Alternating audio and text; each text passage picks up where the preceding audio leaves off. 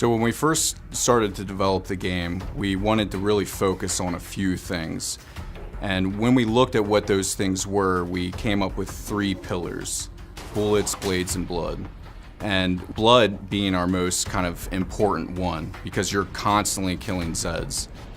Just think of any of those great, ridiculous Sam Peckinpah movies or anything like that you've seen over the years. You know, slow motion bits flying everywhere. Yeah, when we loved it in the first game. We just wanted more in the second game. We wanted to think of, you know, we've been looking at how do you spice up every system that's in the original.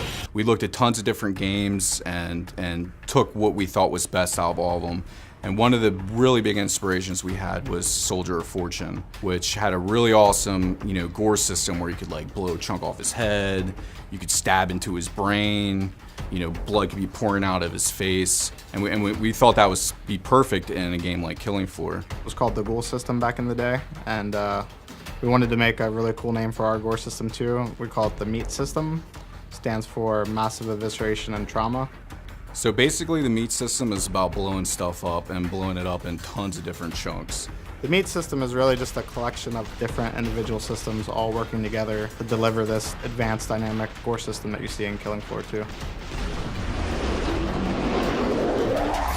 So we have 22 different spots on each creature that you can explode off of them. You can blow chunks off each side of the head, you can blow their jaw off, you can blow their guts out, you can cut them in half, you can blow them up vertically, horizontally, take their hands, arms, legs, forearms.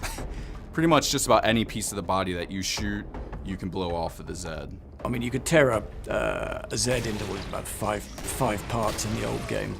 This time around, we thought it was about 19, but apparently we had a recount recently, and the vote now comes out at 22 parts that you can dismember any Zed into.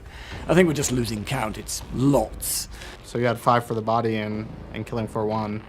You have 5 for just the head in Killing Floor 2.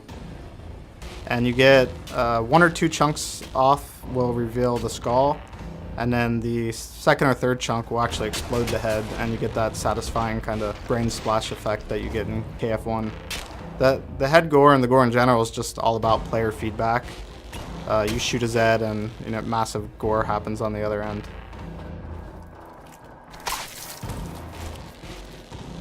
We're working on some obliteration tech, and that's when enough damage happens to the Zed that they just completely obliterate. So say I throw a grenade right underneath the Zed's foot and it explodes. His whole entire body is going to explode into a shower of blood, and you're going to see brains and guts, organs splatter all over the place. Get a squishy brain on the ground or some soft body intestines that you can kick around when you're running around.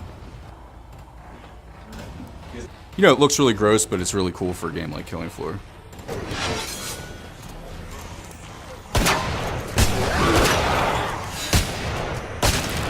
In a game where you're constantly killing stuff, it's really important that that's gratifying. And basically when you do that, that is the rewards you get.